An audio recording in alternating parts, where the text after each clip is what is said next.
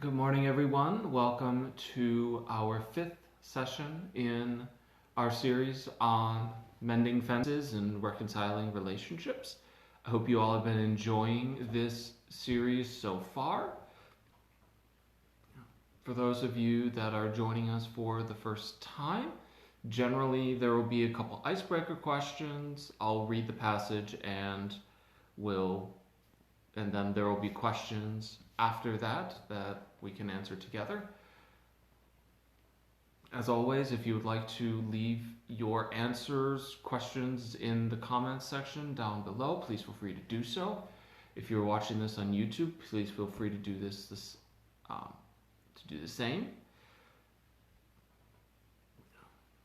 So we've been talking about reconciling relationships so far, and today we're actually talking about one of the most prominent examples of reconciling a relationship in the Bible, at least that I can think of, and that is reconciling the relationship between Jacob and Esau.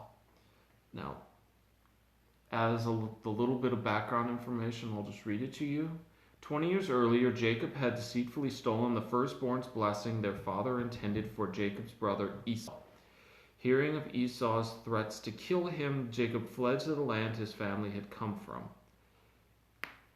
He has just parted from his father-in-law Laban, and now, with his wives, children, and possessions, he is about to return home. So we have twin brothers who, technically the one who was younger, the one who was born second, stole the firstborn's title, as it were. So we have this broken relationship. And just a little bit, that's the background. Jump right into the icebreaker questions then. As a kid, who can you remember trying to butter up?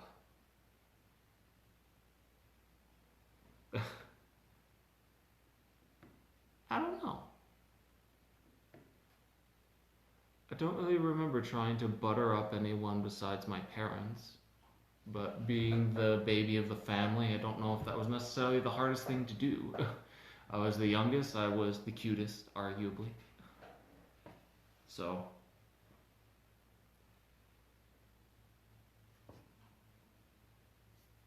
outside of that though, I can't really remember trying to butter anyone up.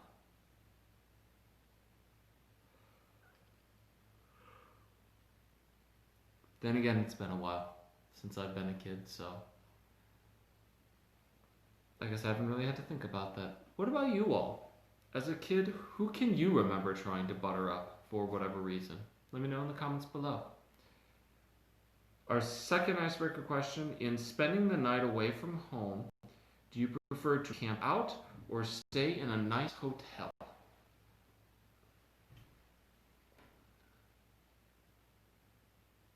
Preferably a nice hotel. The mattresses are a little bit better, and you also don't have to worry about bugs, other animals getting into your tent, things like that. So there's that. Plus, showers are a little cleaner. I know, first world problem, but that's the truth. I don't mind camping out. I do enjoy camping under the stars, but between camping under the stars and staying at a nice hotel with a balcony and being able to stargaze, I think I would take the balcony at the hotel room.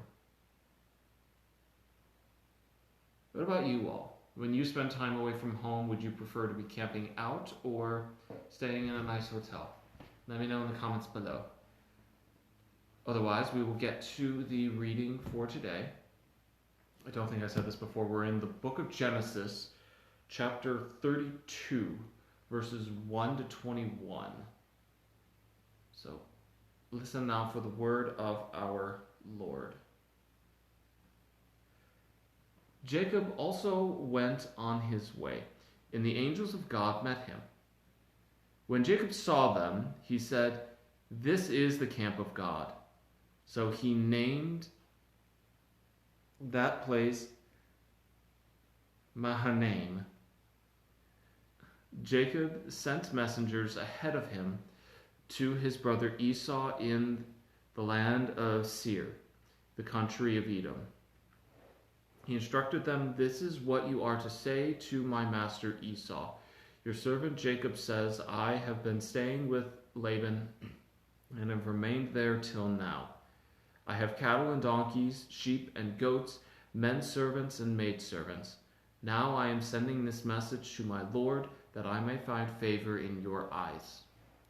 When the messengers returned to Jacob, they said, "We went to your brother Esau, and now he is coming to meet you, and 400 men are with him." In great fear and distress, Jacob divided the people who were with him into two groups, and the flocks and herds and camels as well. He thought, "If Esau comes and attacks one group, the group that is left may escape." Then Jacob prayed, "O God of my father Abraham, God of my father Isaac, O Lord, who said to me, 'Go back to your country and your relatives, and I will make you prosper,' I am unworthy of all the kindness and faithfulness you have shown your servant. I have only my staff I had only my staff when I crossed this Jordan. But now I have become two groups.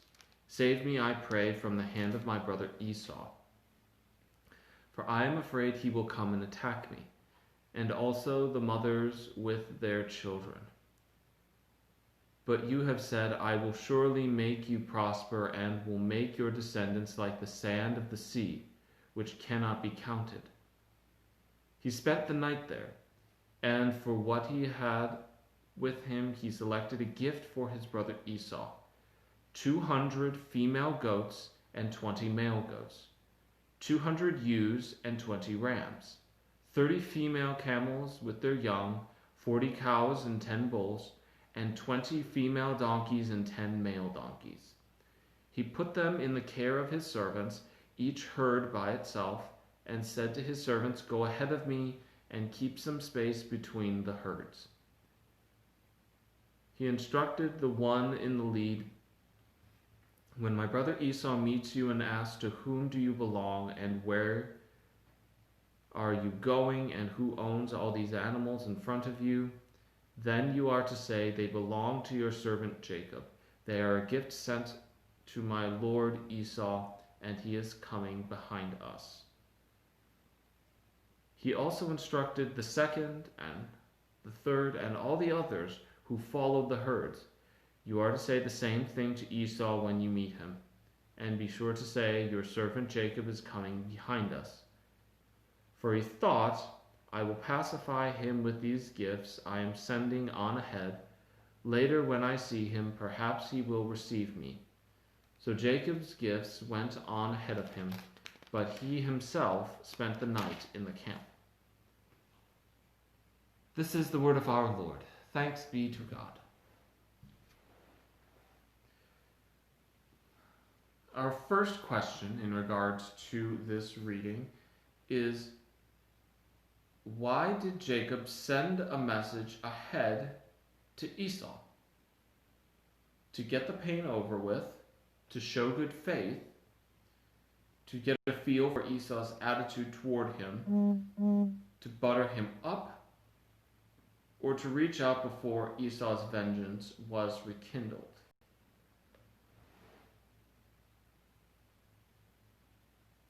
Definitely it's a sign of good faith. He's referring to himself as the servant, or referring to Esau as his master, even though Jacob has already received the blessing of being head of household, as it were.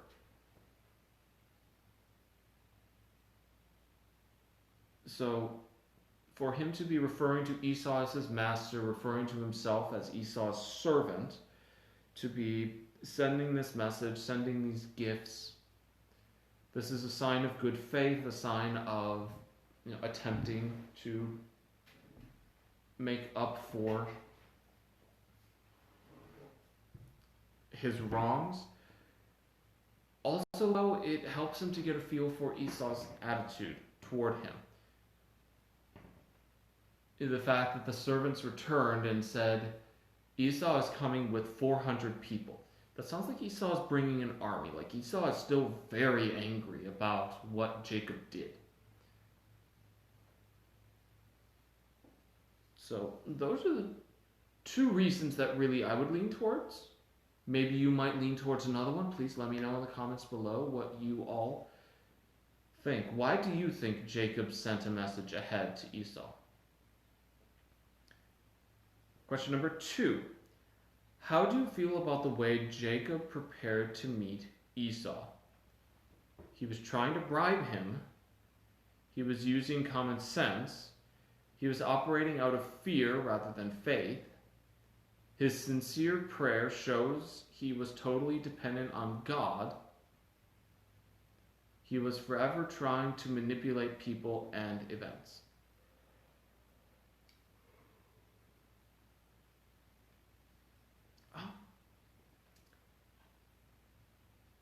There could definitely be argument made that he was trying to bribe his brother. Here are all of these gifts. I'm calling myself your servant. I'm laying myself down before you. Bribery is definitely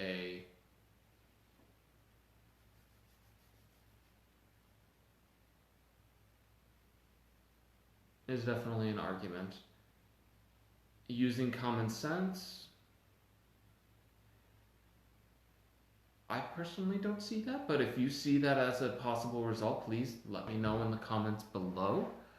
I would love to hear an argument towards that. He was operating out of fear rather than faith. Yeah. He was afraid of his brother. He was sending servants ahead of him to get a feel for how Esau felt towards him. He sent a bribe ahead of him to butter up his brother. He is giving this it's a sincere prayer. It's spoken from the heart, but it's a fear that's inspired out of, or it's a prayer that's inspired out of that fear. It's not inspired out of faith in God, faith in Esau's ability to forgive. So, definitely he was operating out of fear rather than faith. His sincere prayer shows he was totally dependent on God. I don't know so much about that one. He is operating... his sincere prayer shows faith in God, belief that there is a God, belief that Abraham and Isaac, the promises made to them, that Jacob's would also become Jacob's promise, and that God would fulfill the promise to Jacob.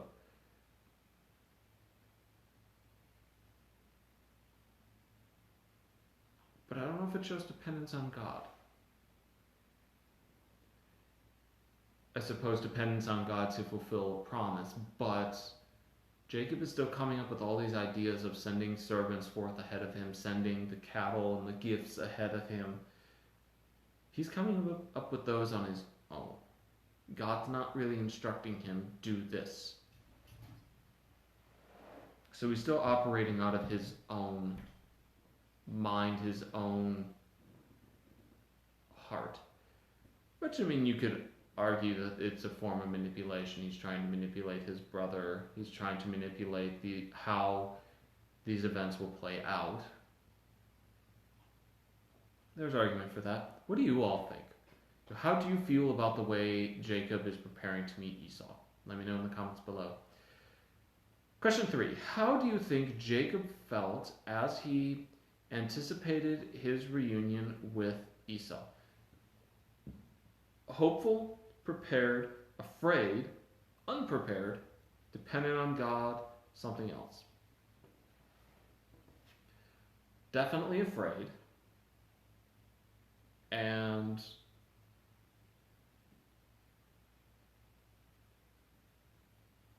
I mean, out of argument that how can you properly prepare for something like this, you could argue he was feeling unprepared. Sure. I'm sure he was hopeful. You know, there is hope that the relationship would be reconciled, that Esau would not be holding the sins of the past against Jacob, that Esau would welcome him home even if just as a servant. But yeah.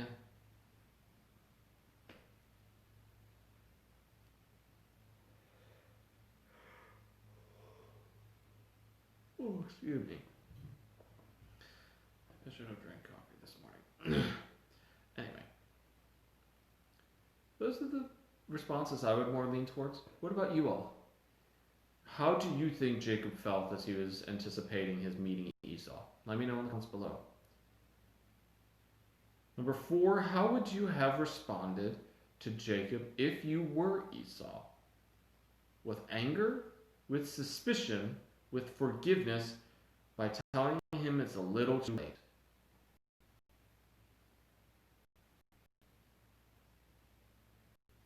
Well, hopefully after 20 years I'm not still holding a grudge. So ideally I would like to say that I would respond with forgiveness. 20 years is a long time. It is.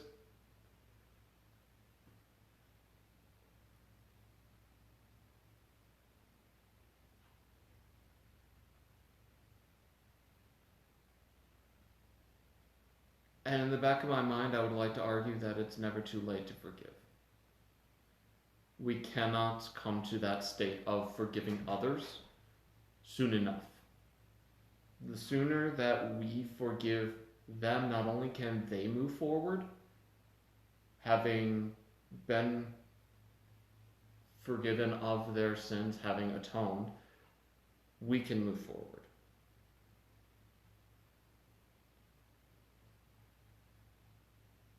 That's how I would have reacted if I were Esau, though. What about you all? How would you have reacted if you were Esau?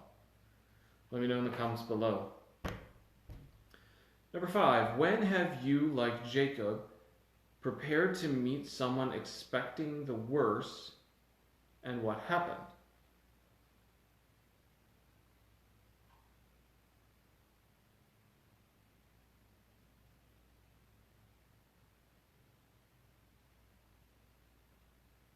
I can't think of one. I mean, I guess every time I have a 6-month evaluation or a 1-year evaluation, yeah, or just an evaluation, I guess, in general.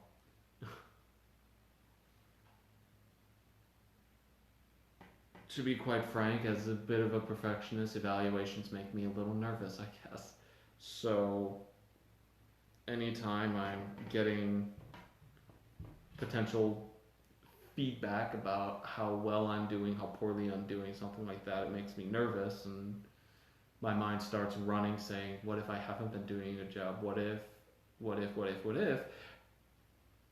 And recently, the most recent experience with an evaluation, it actually went very well. A lot of the questions on the evaluation were from 1 to 5, 1 being absolutely terrible, 5 being fantastic. I got a lot of 4s and 5s from a number of my congregants. So I did get a couple comments that were helpful, but it actually went better than expected, I guess. So that's what comes to mind for me. What about you all? When have you, like Jacob, prepared to meet someone expecting the worst, and what happened? Question number 6. What helps you overcome fear in your life? Trying harder, prayer, support from others, nothing seems to work, or something else?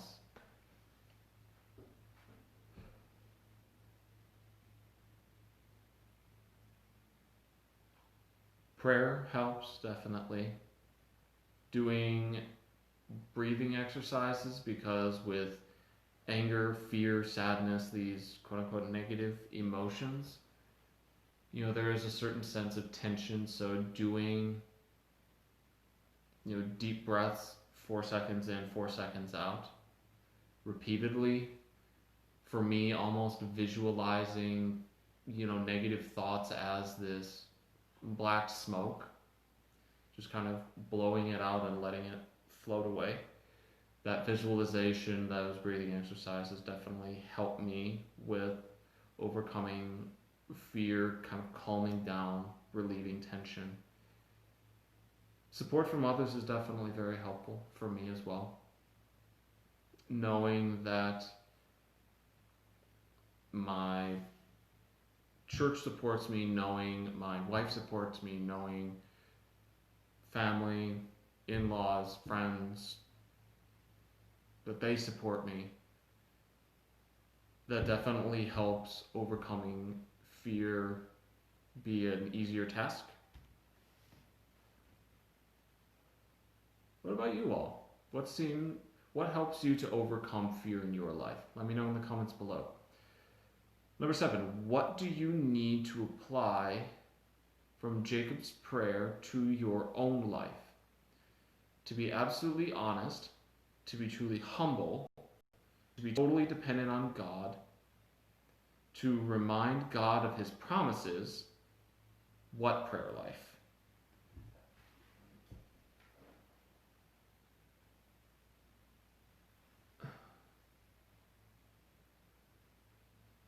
For me, I think for me it's the total dependence on God. Unfortunately, being not only a United States citizen, but also being a member of the millennial generation, being a member of the millennial generation that is more or less taught to be that, basically has the opportunity to be self-sufficient with all the technology we have had available to us in our lifetimes thus far, but also being a citizen in a country that highly values self-sufficiency.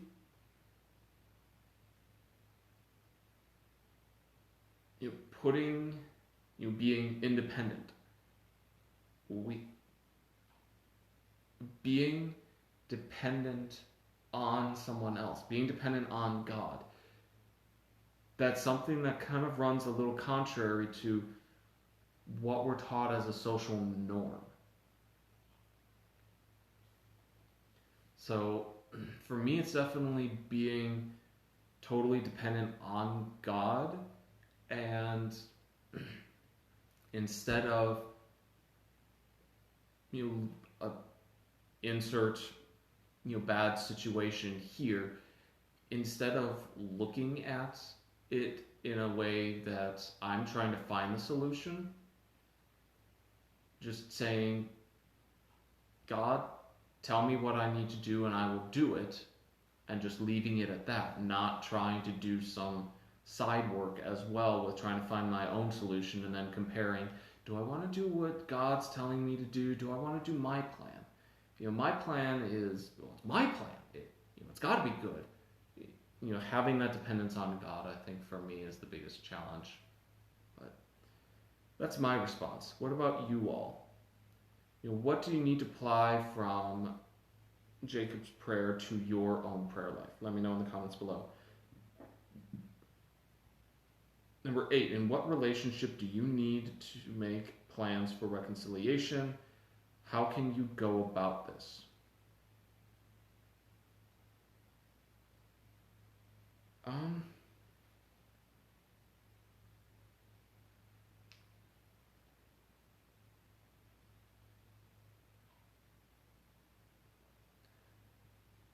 The only relationships that I need to reconcile are with eldest brother and his wife. Unfortunately, that relationship has been not the best for quite a while.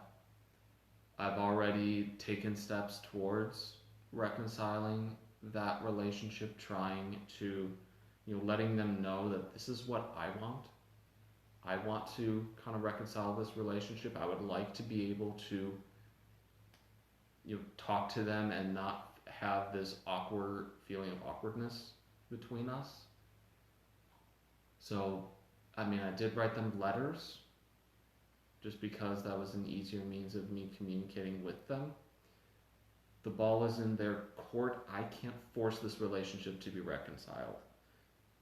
That's the funny thing with reconciliation. It has to be something that both parties want. So, as much as you might want to be forgiven for something, the person you're seeking forgiveness from has to be willing to forgive you. You've fallen away, you haven't spoken to a friend in 30, 40, 50 years. You want to reconcile that relationship, be friends with them again. They have to be willing to be friends with you. It's a two-way street. That's what reconciliation is all about.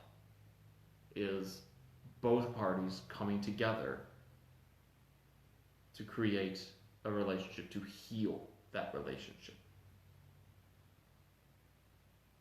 So,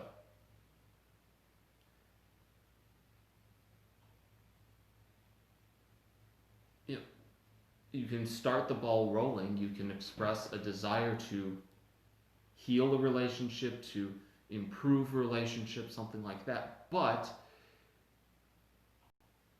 if the other parties are not willing to do it, if they are fine with how the relationship is, you've done all you can do. You can't force it.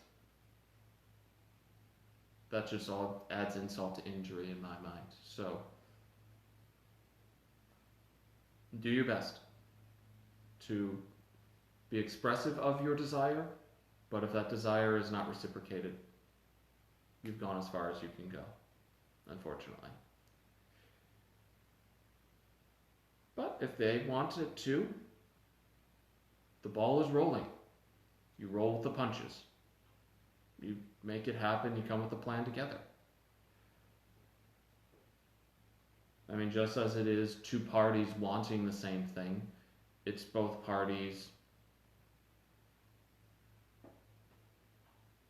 coming up with the plan together. Anyway, maybe I'm just rambling.